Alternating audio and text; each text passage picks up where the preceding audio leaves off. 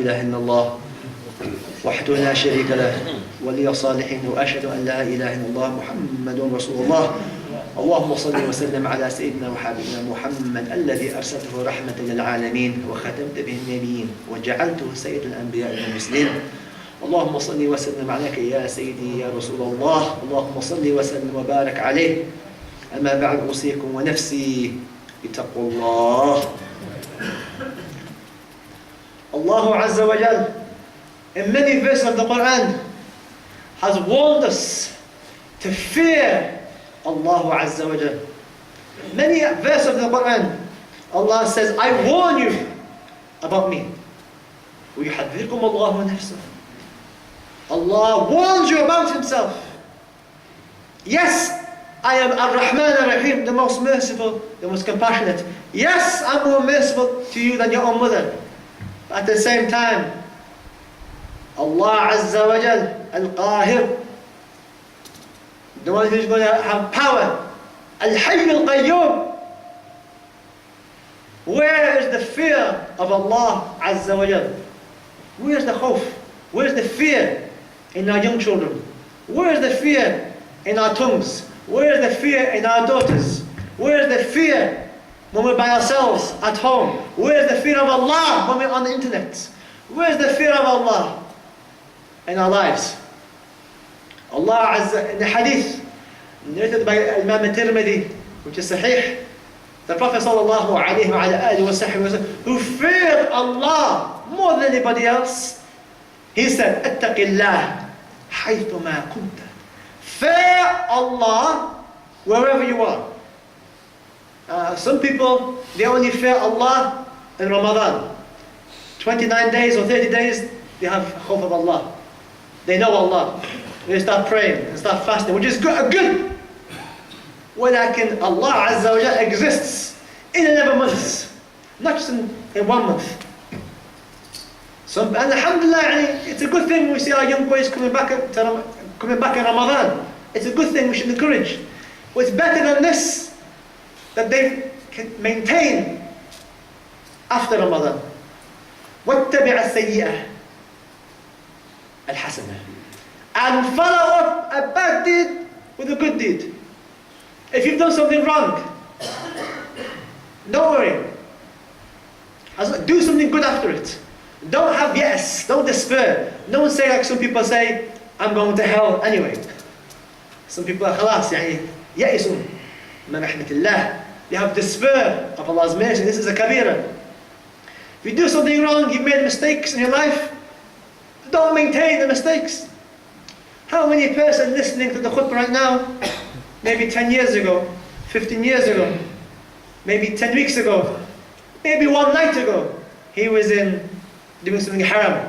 And now he's sitting here, and he's sitting in a mosque, and he's coming every Jum'ah, and he's made tawbah, and he's changed his life. What happened to this person? What made this brother, maybe 30 years of his life, in pubs, drinking, fornicating, and then towards the end of his life, he wakes up. Khawf Allah. He wakes up, Allah, he fears Allah. I need to sort my life out. A young man, he said to me, I was in a club, and he said, I like going to the clubs, drink and women, these type of things. And he said, one day, I looked around, is this al-haya لهذا? Is this what أنا خلقت من أجل هذا? Was I created for this? He looked around, he saw these women dancing, men dancing, drinking alcohol. He said, this is not, وما خلقت من أجل ذلك. I wasn't created for this. And he walked out, he never came back again.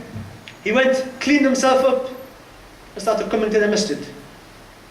Tried to sort out the problems that he made in his life, the mistakes. And he said, if I could turn back the time, I'd go back. And he said, I'd see the young people, young boys and girls, making the same mistakes that I made. But wallahu a'lam, Allah had mercy upon me and brought me back before. Like I'm seeing some of these young boys and girls, they may not be as lucky as me. And when I tell them, come back, they don't want to listen. I say, what do you know? What do you know? وَخَالَقَ النَّاسِ بِالْخُلُقِ الْحَسَنِ. And deal with people with good manners. Deal with people with good manners. You know the Yemenis, when they went to the Prophet sallallahu alaihi wasallam, the original Yemenis who went to the Prophet sallallahu alaihi wasallam, the Prophet found them to be very generous, very good people, the best of manners. And the Prophet sallallahu alaihi wasallam, when the people of Yemen became Muslim, the Prophet sallallahu alaihi wasallam went into sujood. Shukran lillah, thank Allah Azza wa Jal. And the people Ahl Yemen and anybody else who يتصف بصفاتهم, who has the same characteristics of the people of Ahl Yemen, these qualities are for everybody. But the Prophet sallallahu alaihi wasallam found amongst Ahl Yemen, and he praised them. And when their first Yemenis came to our Prophet sallallahu alaihi wasallam, they did something that nobody else ever did. They shook the hands. Yes, they never knew. The people of Mecca and Medina, they never shook hands. Until Ahl Yemen came and shook their hands, they introduced this practice, and the Sahaba found this strange. But the Prophet sallallahu alaihi wasallam took this practice. And this is on record. People of Yemen, they're the ones that introduced handshaking. But what have the people of Yemen now introduced? And are they, if the Prophet was here now, would the Prophet do sujood now for the people of Yemen? Would he see good character of the people of Yemen? Or would he see the good character of the other places? What would he see? Would the Prophet be happy sallallahu alaihi wasallam if he came into your house and saw what's going on? Would the Prophet be happy at Fajr time if he was to come in your house and see what's going on? Would the Prophet be happy if you were to show him your mobile phone? If he was alive, sallallahu alaihi wasallam. And we know Allah can see everything, but some people don't understand. So we make it easier if the Prophet came to you. Would the Prophet be happy? Would the Prophet even recognize your daughter as a Muslim? What would you do? If your wife phoned you now and said, there's somebody at the door, the Prophet's come to visit us, sallallahu alayhi. If he was alive, sallallahu alayhi, would you be happy? Would you not have to go in, take away, turn the TV channels off, press the history, click the history button on your laptop to remove the things you're watching? How would you be? Where's the khawf of Allah? Where's the fear of Allah Azza wa Jal? You want ta'at al-walidain, you want your children to obey you, let them fear Allah. If they fear Allah, they won't even say uff to you. But if they don't fear Allah, they're going to say azyad min uff to you. And where's the khawf amongst our people who work at nights, in takeaways, in kebab houses? Sometimes when I've gone to these takeaways at night, and they don't know I'm the Imam of the masjid, and I'm looking at them. They don't know I'm the Imam of the masjid. And I'm seeing when they're talking to the girls, laughing at the girls. And I'm watching them and saying, SubhanAllah, what's going on? And I saw one man bringing in a 6-pack of beer. And he's selling halal food. And he's chatting up women. And I'm there watching. And then somebody comes and says, Salaam alaikum, Shaykh. And the man, he starts giving me the food free. Keep your food, I don't want your food, and fear Allah. But look at this, where's the khawf of Allah Azza wa Jal? Allah is not just in Ramadan. Allah Azza is outside of Ramadan. And there's a hadith in which our Prophet sallallahu alaihi wasallam, every single person is going to be asked about several things in Yawm al-Qiyamah before his feet move. And the first of those, عمره فيما أفناه. His life, how did he spend his life? How are you spending your life?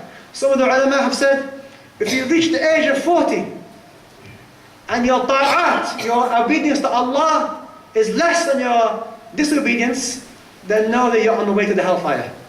If you're in the last half of your life, and you're missing prayers, you're not praying, you're doing a lot of haram, you're in the last half of your life, know that you're more closer to hell than anything else. Your life, how you spent it. And some of our brothers and sisters have spent their lives mistakes, but they've come back. Allah ar-Rahman ar-Rahim. Who am I to say, no, you can't come back? Who am I to say that you can't come back in Ramadan? Nah. And then the other part is, عمله فيما عمله فيما فعله. His life, his actions, فيما فعله. What did he do with his actions? How did he spend his nights? What was he watching at night? How was he at his work, at school, at college, in his takeaway, in the restaurant, in his office? وَمَالِهِ مِنْ أَيْنَ اكْتَسَبَهُ. His wealth, where did he get his wealth from? Is he signing things, pretending to do something? Is he pretending? Is he doing a benefit fraud? This is haram. Don't think, how الكفار نحن نسرق الفلوس حقهم. Some people say, these are kuffar, we can take their money. لا لا لا لا لا لا لا. You can't do this. And جسمه فيما أبلاه. His body, how did he look after his body? Did he treat his body good? Did he give his body exercise? Your body has right upon you. So these are the things. If you have fear of Allah Azza wa Jal, and your children have the fear of Allah, khalas, the ummah will be okay. Because what we're seeing right now in Iraq, in صحة الأخبار, this is an example of the ummah not fearing Allah. What we're seeing in Syria, in صحة الأخبار, is an example of people not fearing Allah. What we're seeing now in Nigeria, in Somalia, in all these countries, in Egypt, all these things are only one thing, problem. عدم الخوف. No fear of Allah Azza wa Jal. And then, when these problems start to happen, when Allah Azza wa Jal doesn't have mercy upon you, and then when we see some of our young boys, you ask them what time is the Spain game on tonight? What time is England playing tomorrow? They can tell you exactly. They can tell you when the game is, what stadium, and what time, and who's playing. And they're able to debate with you and say which formation is the best. But you ask them, what time is Fajr? What time is Fajr? Then ask them, when is Ramadan? They won't know. Ask them when the World Cup starts, they'll know. When is Ramadan? We don't know. Mush muhim. What time is Fajr? We don't know. What time is Salat al-Dhuhr? We don't know. What time is breaking our fast? We know that. They all know this one. What time to break the fast? Sahel. But like, where's Allah? Where's the khawf of Allah Azza wa Jal? We only have maybe 2 or 3 khutbahs left before Ramadan. 2 khutbahs left. 2 khutbahs left before Ramadan. And this is a tasjir', encouraging for me and for you to fear Allah Azza wa Jal. And subhanAllah, we only have 2 Ramadans left, 2 Jum'ahs left. And we know that, mashallah, this masjid has a good aada, a good practice of giving food to the people to feed them. And subhanAllah, before I came here in Liverpool, we never did this. In the masjid that I used to go to in Liverpool, we never used to feed anybody. And only when I came here, mashallah, I seen this mosque, mashallah, feeding people in Ramadan. Every single night, feeding the people in Ramadan. This is a good thing. But is the money coming from the trees? Where's the money coming from? The money will come, as a brother said to me, the money will come, we want the people to get some reward in Ramadan. So if you want to donate, if you want to help assist somebody break their fast, because you get their reward. A person will be fasting from 3 o'clock in the morning until 9:30 at night, and you've been fasting as well. And by you helping him to break his fast, you get your reward, your ajr, but you get his ajr as well. So you're fasting, you get the reward of 2 people fasting, yours and the person you're helping to break the fast. How? You want to know how to do this? Very simple. If you want to say, okay, look, I want to donate X amount of money, or I want to sign, or even one night in Ramadan, ala hisabi, as some people say. Some of our communities, like the Malaysian brothers, they say, okay, one of the nights in Ramadan, the students, Malaysian students from university here, they say, we'll feed the people of Southwest Islamic Center. MashaAllah, and they're students. But we have people who, MashaAllah, very wealthy, alhamdulillah, give them some reward. Don't worry, let me tell you something, the money will come. Every year we've got the money, no problem. We want you to get some reward. So gain some reward, inshaAllah, donate something. If you've never ever donated, if you've always ate, if you've never donated, throw in £1, inshallah. Our treasurer, Subhi, is here. Go and see him and say, look, how much will it take for one night? I want to sponsor one night. I want to sponsor 2 nights. How much does it cost? And go and sit down with him and give him the money. Or if you know people at work, or if you go back to the women in your house, oh, there's people that you know, they say, we want to feed the people. Gain the money, inshallah, Azza wa Jal, and gain the reward, and come and see Akhuna Subhi, who's here, who's the treasurer, or come to the office afterwards, inshallah ta'ala, after Jum'ah, and ask him, give me the details. How much bags of rice do you need? Okay, I'll give the bags. Some of you have shops, I'll give you the bags of rice. I'll get the dates. I'll do the whole month dates. How much meat? I'll cover one night's meat. Get some reward, inshallah. And then those who don't have the money, have the niyyah. إِنَّ الْأَعْمَالِ بِالنِّيَّاتِ لَا تَبْخِلْ عَنْ نَفْسِكَ. Don't be bakhil on yourself. Have a niyyah. If you don't have the money, at least have the intention to give. If those who want to donate, inshallah, specifically for breaking our fast in Ramadan, then there's a box by the door, outside here on the right.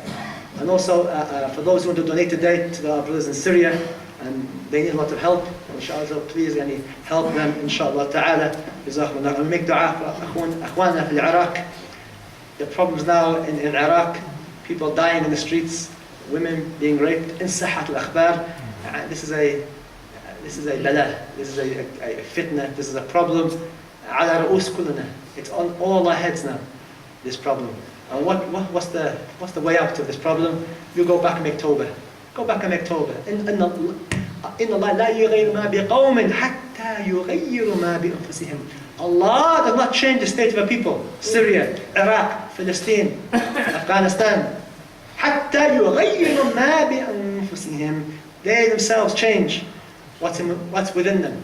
And find out, some of the imams in the city had a meeting with 2 representatives from the American government recently. And I was one of them. And we spoke to these people, and we said, we don't like the drone attacks in Yemen. We don't like this. Yet people in Yemen are dying because of your drone attacks. We don't like what's happening in Palestine. We don't like this, the wall. We don't like the settlements, what's happening. We don't like what's happening in Egypt, even though sometimes we don't talk about these things in the khutbah. And some of you may think that the harib from these things. But when the opportunity arises, when we find people who have got the ear of people in power, we tell them straight. Some of the people in this masjid spoke to these people from the American embassy, who report back to Barack Obama. Wallah, I don't know if they're going to report it back or not, lakin Allahumma inni ballaght. Wallah, we told them. We told them we're not happy what's going on. We told them we have to change. You have to change your policy. You have to change your policy in Palestine. You can't always be with the Jews against the Arabs in Palestine. You have to have a fair type of democracy in Egypt. You have to have a fair... You can't just bomb people out of drones in Yemen. And we told them. And the only reason why I'm telling you this, so you know that we're not just sitting here talking. When you have the opportunity to affect things and change in high places, we speak. Alhamdulillah, several of the imams in the city, irrespective of our difference of opinion, we stand united on this. مصلحة المسلمين مهم بغض النظر عن اختلافنا. And we spoke and we put our views forward, and some put their views very strong, especially about Palestine, and especially what's happening in Syria, and especially what's happening in Egypt, and especially the drone attacks in Yemen. We wholeheartedly, categorically deny and reject any of these things, and we talk about these things when the opportunity arises. Even though we may not talk about it in the khutbah, we know what's happening, we listen, we read the newspapers, and we have hurqa in our hearts. Walakin, the solution is Allah. These people can't do anything. Obama can't do anything. Allah, we go straight to Allah Azza wa Jal. But Allah wants to see you waiting for Fajr. Allah wants to see you doing halal. Allah wants to see your daughter wearing hijab. Allah wants to see you lowering your gaze. Allah wants to see your money halal. Allah wants to see you stop backbiting. And when you start doing these things, Allah is going to listen to you. When you say, Akhwana fi Surya, Akhwana fi Iraq, why hasn't Allah answered? You ask yourself that question. Why hasn't Allah answered our dua? Ask. Every Jum'ah, Akhwana fi Surya, Akhwana fi Iraq, Akhwana fi Palestine, Akhwana. 50 years, or nearly 66 years now. And we're asking Allah, Akhwana fi Palestine, Akhwana. Why? Wake up and think, why? Allah can't do it? Allah can do it. But He's waiting for something. The Muslims have to wake up, change. If you're backbiting, stop it, close your mouth. Close your mouth, shut your mouth. Tell your wife to close her mouth. If you're stealing, stop stealing. If you're taking drugs, stop taking drugs. And Ramadan's coming, alhamdulillah, and make the most of this Ramadan, inshallah ta'ala. Maybe your last Ramadan, inshallah ta'ala. عباد الله اعلموا أنه لا ينفع الإنسان في هذا الزمان